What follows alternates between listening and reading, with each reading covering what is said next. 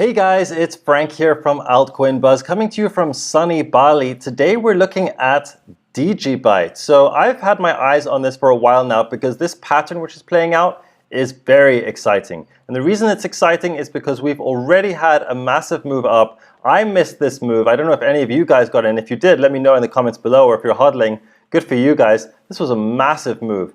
And although we've corrected quite a lot and we've consolidated over the past several weeks, we are approaching very quickly a point in time at which we might see another similar move up. So we're going to take a look at that. We're going to have a quick look at some of the fundamentals behind Digibyte. We will look at some recent news about how it's been expanding to new exchanges. We will have a look at the Digibyte interest over time on Google Trends. Take a quick look at Messari to have a look at some interesting on-chain metrics. And then take a brief look at the Digibyte Foundation and the Digibat, which is the awareness team for Digibyte. And we'll have a look at how decentralized Digibyte is. So we've got quite a few things going on with Digibyte. I like to go over more than just technical analysis in videos, since the reason I got into crypto was because of the technology. If I'm being perfectly honest, when someone first told me about crypto, they said, oh, it's this awesome new internet money and you can make tons of money from it. I thought that sounds like a scam. When I heard about the technology from people like Andreas Antonopoulos and other great educators, that's when I got really excited. So that's why I like to cover some of the tech as well. If you enjoy this content and want to see more of it, don't forget to subscribe, like, and hit that notification button, as it really helps to support the channel. Before I get started, I just want to let you know that I am not a financial advisor and that trading and investing presents financial risks. With that being said, my specialty really is technical analysis. And Digibyte right now is starting to look very interesting from that perspective. So let's have a look at the weekly time frame. This is where you really get the bigger picture. So first of all, the thing which is important to note is that we have this very important resistance at the price at which we're at basically right now. This is the 246 sat level. And the reason for this, let me explain it to you in layman's terms. Well, first of all, we came down to find support here in March 2018. We came down to find support again in February 2019, and now we're exactly at this level again. So what this means is that, why this is so significant, is that basically you have people who, when it came down to this level, they bought a lot of Digibyte, all right, at the 245 sat level. And then when it came down to this level, again, those same people and other people also bought a lot of Digibyte at this level. And the thing is, when this price broke, these people who bought it here, a lot of them were probably just holding long term, hoping for a move up. And when the price came down here, they were probably, a lot of them were still holding on to this Digibyte. And now that it's come up to the same level, the theory goes that these people who were holding on to it at this level, they can now break even if they sell. And that's why previous supports turn into resistance more often than not, especially important supports or resistances. And when I say important, I mean that you can see them on large time frames like the weekly time frame, and you have several touches as we have here on the weekly time frame. So that's what makes this level so significant. And although we haven't broken through it yet, and although it is a resistance technically, what makes this really exciting is that when we do break through this, Digibyte's previous move is going to look like child's play, all right? This 500% move, this is really just going to be the beginning, because have a look at this. Well, first of all, let's just zoom out a little bit to see what kind of manic moves Digibyte makes. So, for example, coming from March 2017 all the way to, these moves happen very quickly. Have a look at this. Just in June 2017, a 20,000% move up, right? Then even in November 2017, we saw, and this is Digibyte Bitcoin, by the way. We're not even looking at Digibyte USD. Digibyte USD, of course, has even bigger moves, because when Bitcoin is moving up and Digibyte is moving up, then DGB USD usually outperforms DGB BTC. In any case, have a look at here. In December 2017, we saw another 1,000% move up. And in here, in the middle of the bear market pretty much, DGB BTC made another 200% move up. And admittedly, things were looking pretty bearish. If we just zoom out here, I'm going to get rid of this volume to make things clearer. In this area over here, we saw this descending triangle. So in other words, we saw lower highs and we saw this bottom. And of course, once we broke through this, things got very bearish and we came down here. So right now, what we have here with this most recent structure is hope that we are entering a new bullish market. But again, what makes this so exciting is that, let's just get rid of this triangle, is that if we break out of here, there's no major resistance up ahead. There's no sort of double top like we had with Bitcoin. Remember the $10,500 level? Like we touched that level or that zone 3 times over the past year or so. Whereas with Digibyte, in terms of DGB-BTC, we have 423, we touched that once, we touched 691 once, we touched 891 once. These are resistances, potential resistances, but nothing major in the way that the resistance we're at right now is major.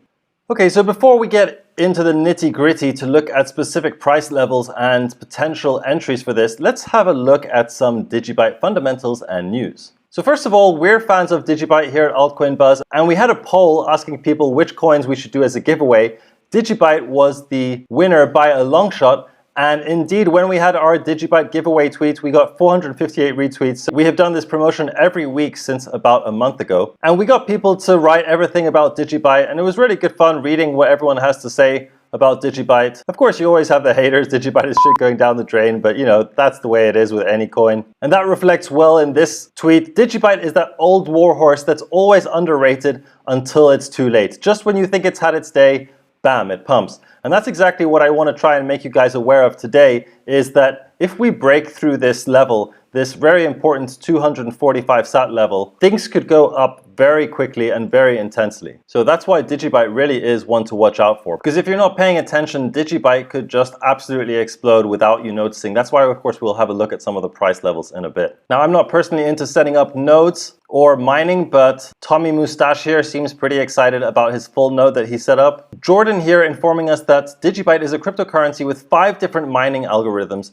It has DigiID and DigiAssets. Digibyte is more than just a currency for the people. We'll be having a look at that too. And here, one of our most popular responses, Josiah Crypto Messiah Spackman, talking about the Digibyte brilliant hash rate over the 12 months, the Digibyte mining distribution, and the block timing accuracy. This promotion is over, but let us know down in the comments below if you want us to do another Digibyte promotion. Now, one of the things that I particularly like about Digibyte is how decentralized it is.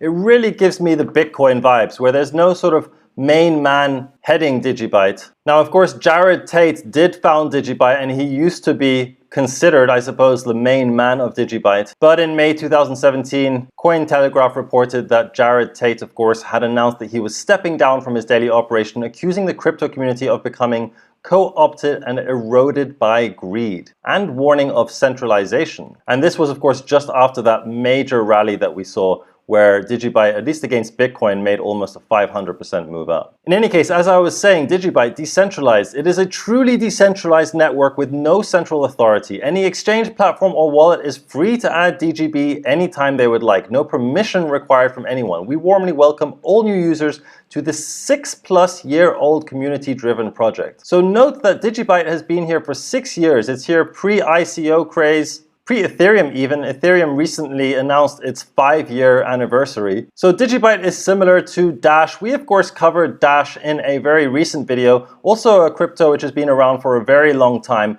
potentially undervalued right now. And now, having a look at the Digibyte Reddit, we look at some of the most recent news. We are happy to announce that Digibyte is expanding again. This time Digibyte will be coming to Africa in Nigeria. This posted just 1 day ago.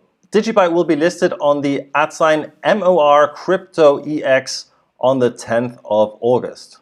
And as you may or may not know, Digibyte was listed on Binance just a few weeks ago. So we would be using their charts, but if you only have, 6-7 weeks of data, it does not make much sense. So right now we're using the Digibyte BTC on Bittrex. But of course, the good thing about being listed on Binance is that it provides a lot of extra liquidity for Digibyte. And not just liquidity, but also margin trading. So it's very possible that once, or if we have this breakout, which I personally think will happen sooner rather than later, that people will be margin buying Digibyte more than they ever did before, because of course margin trading on the biggest exchange pretty much is now available. You can actually do 5x margin trading here. Now, I don't recommend margin trading to you guys. I do personally do a fair bit of leverage trading. If you do want to trade, of course, you can check out our link in the description below. But guys, please be very careful with margin trading. You can very easily lose a lot of money.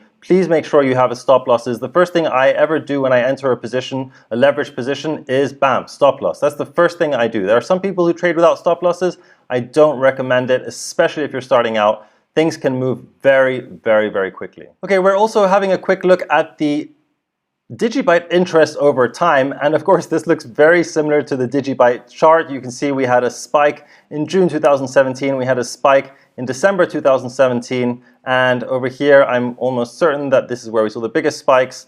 Over here, June 2017 and December 2017. We actually saw a slightly higher price even in January 2018. And then of course with this recent move up, we saw a recent increase in interest in Digibyte. And of course now what's interesting is that the interest in Digibyte has significantly decreased. But this is not necessarily a bad thing. And actually, if we're honest, if anything, this is a good thing. Because this means that now people are not sort of going crazy over Digibyte, obsessing about its price. Now is the time when people are calming down and kind of forgetting about it. And now is the time when it starts becoming interesting to buy, or at the very least, to set alerts for specific levels, which might be very attractive for buying it. Now, in terms of on-chain metrics, it's worthy to note that in terms of active addresses, Digibyte places 20th.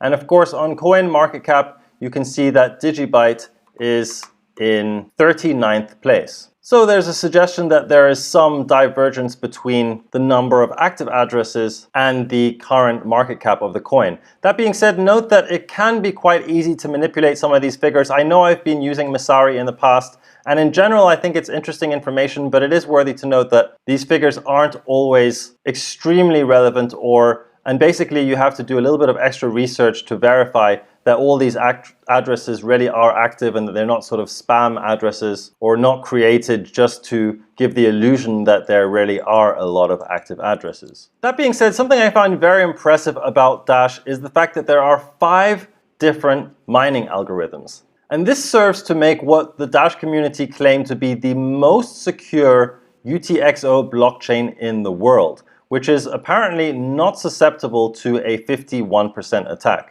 Now, I would never say never, but certainly it does seem that based on this information alone, it's extremely hard to create a 51% attack. And as they state here, since Digibyte uses 5 algorithms, it would require 93% of the hashing power on one algorithm plus 51% simultaneously on each of the 5 others. So although it's not impossible, it's extremely difficult to create this attack, and arguably harder than it is for Bitcoin. And the other thing which I really like about these 5 algorithms is that it allows for further decentralization. So they talk here about the easier mining with current hardware, which leaves the coin in the hands of the people. So just thought you guys might be interested in this multi-shield technology, which is pretty awesome.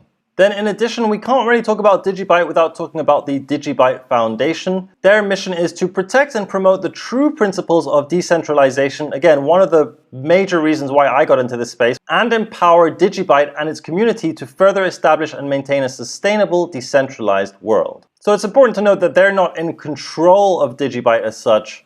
They're more here just to protect and promote the principles of Digibyte. And interestingly enough, it's a volunteer-managed organization that operates in a non-profit way. And then next, of course, we have Digibat.org, which is the Digibyte awareness team. And this was launched just over a couple of years ago in May 2018. And because they believe in the transformative nature of the Digibyte blockchain, they started this group, which is now 20+ members who manage teams across social media, outreach, education developers, and writers. So there's a lot of people who are trying to make Digibyte mainstream. Okay, so now we've had a brief look at the fundamentals and recent news for Digibyte. Let's get back to what I think most people are interested in. Now, of course, Jared was talking about how he doesn't like how everyone is interested in greed. And unfortunately, this is just the state of the cryptocurrency industry right now. If you search for any cryptocurrency, the most popular term related to that cryptocurrency is price. There's just not much you can do about that at this point in time. And if you ask me, I would rather that we get a lot of people interested in buying crypto, knowing very well that they're going to sell it later for a profit. Because anyone who gets involved in any way with crypto creates awareness. That being said, as I say, I personally love decentralization. I love the technologies. I love knowing that there's a lot of people working very hard behind the scenes to make the world a better place, and that's why I've covered some of the fundamentals behind Digibyte today. Nonetheless, with all that being said, financial freedom is something a lot of us look for and gives us a lot of opportunities in life, and that's what I hope to be able to share with you guys, is opportunities for financial freedoms, helping you guys to find price levels and coins which are interesting to invest or trade in. And of course, note this is not financial advice, but maybe you would be interested in my opinions about cryptocurrency. All right, so let's go now to DGB BTC. So we were talking before about this very important previous support, which is now turned into resistance. Now let's have a quick look at the MACD here. You can see that we had a bullish crossover of the MACD back in September 2019. And although we saw more downside action after that in terms of price, we did have a very powerful move up, which is still going up right now. And now, interestingly enough, the histogram is ticking down towards the zero line. And the zero line is sometimes thought of as a potential support. So there is some indication that we will find support here. And of course, the MACD line has not yet crossed below the signal line. The MACD has been bullish ever since September 2019, so there's no reason to suggest that this move is over just yet. If anything, this is just the quiet and controlled pullback that we needed before the next powerful move up. Okay, with that being said, let's have a look now on the daily time frame to see if we can see anything a bit more interesting. So on the daily time frame, you can see that we have this pattern over here, which is known as an ascending triangle. So the general theory behind an ascending triangle, let's just draw one out here for you guys, is that we have price action which goes within the range of a triangle. So for example, we come down to find support, we find resistance at the top of it, we come down, well, we can also come down in the middle, we don't have to come all the way down. And then, we come down again, find support at the diagonal line of this channel, and then come up to find resistance until finally at one point we break out, and of course it usually, more often than not, breaks out bullish. Now the reason for this is the following. You see the top of this triangle over here, right? So every time we get to the top of this triangle, there are some people who are selling their Digibyte, assuming this is Digibyte, right? And then we come down again, and then we come again to the top. And here again, maybe those same people who are selling there are now selling more. Or maybe there's other people who have decided they want to sell here because they've seen other people sell before. All right, so they sell. In other words, we have more people who have sold their Digibyte at this level than we did the last time it hit this level. And then what happens is that we hit this level again, and yet more people are selling. So what this means is that sellers have had many opportunities to sell at this level. They've done it multiple times. And what can that mean? That can only mean that the number of people who can sell Digibyte have decreased, or the amount of Digibyte that people have to sell has decreased because they've been consistently selling their Digibyte at this level. So what that means is that next time we get to this level, inevitably, there will be no sellers left. And when there's no sellers left, then it creates this movement to the upside where the sellers are exhausted or more or less non-existent, at the very least at this price level, and this leads to a move up. Okay, so that's the general theory behind an ascending triangle. Oh, and one thing I forgot to point out is that we also have higher lows on this ascending triangle. So what that means is that there is bullish sentiment in the market. Although we're resisting very heavily at the top of this triangle, people are buying at higher and higher prices as we come down, creating this bullish momentum and sentiment to create the next move up. So that is what we're seeing right here. Of course, this is not quite as clean a triangle as the one we just drew above, but what I've done here is I've drawn this daily triangle from the closes. So we had a close here on the 5th of May 2020. We had another close here on the 25th of July 2020. And then in terms of the bottoms here, you can see we have many, many touches here, many higher lows over here. 1, 2, 3, 4, really grinding on this fourth one. And now we're hoping for another higher low, which could potentially catapult us up to not only break this resistance, but of course pump like crazy thereafter. So when you see these types of patterns, there's two general ways to play it. The first way is that you look for a new support. In other words, for example, in this blue box range, anywhere really where we touch the bottom of this triangle. And note that we have wicks coming down on the daily time frame here. So you may have price go below this lower diagonal support, but then you would expect it, at least based on the previous price action, to go up thereafter. So for example, you can enter a long position over here, and then you would have your stop loss below the previous low, and you would have a target, well, it would be much higher than this. But what's interesting is that one conservative way that you can enter this trade is that you can take some profit at the new potential resistance, because it's quite possible that we resist there and come back down again. That would be a sort of conservative initial amount of profit to take. But really what you're looking for with this trade, what you're expecting, is that we will see a massive move up. So there's a variety of ways of finding a new target. I'm not going to go through a detailed analysis of all of those, but the most basic and obvious way to traders is to look at the previous high, which would already give you a price target of 420 sats with a 7.8 risk to reward. So that's a pretty nice risk to reward. That being said, this is the somewhat aggressive entry style because although we have this pattern, we have not broken out of it yet. There's no confirmation that this is going to break to the upside. So you're essentially betting that this will happen. Whereas breakout traders, they wait for confirmation that we have indeed broken out of here, but that means of course that they have to buy at a higher price. And of course, since we've had candle spikes going all the way up to 295 sats and here to 279 sats, you would really have to wait for the price to go above these levels to seriously consider entering a breakout trade here.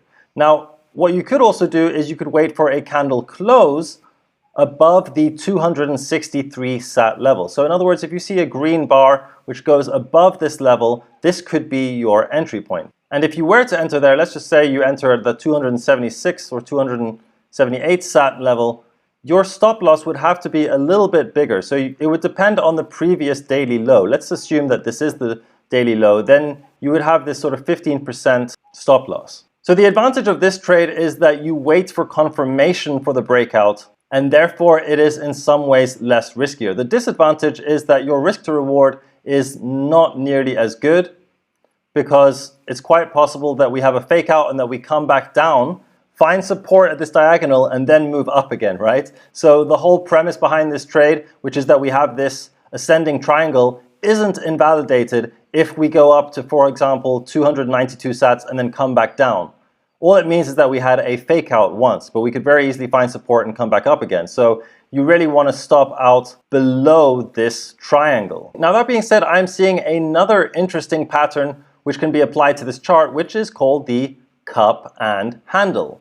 As you can see here, it's generally a sort of rounded movement down. Then we have a handle, which is sort of a controlled pullback.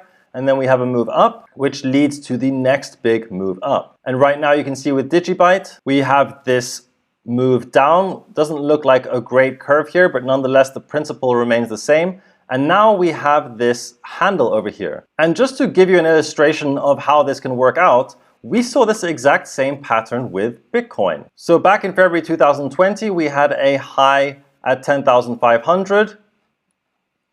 And then we saw a low here, of course, in March. We had this cup, essentially, part of this pattern. And then we had this small handle over here, which created this nice base of support at 8,800. And once we came out of there, we of course started breaking out. So it's quite possible that we will see this similar pattern play out for Digibyte as well. Okay, guys, so in any case, just to let you know, I have my price alerts for 235 sats.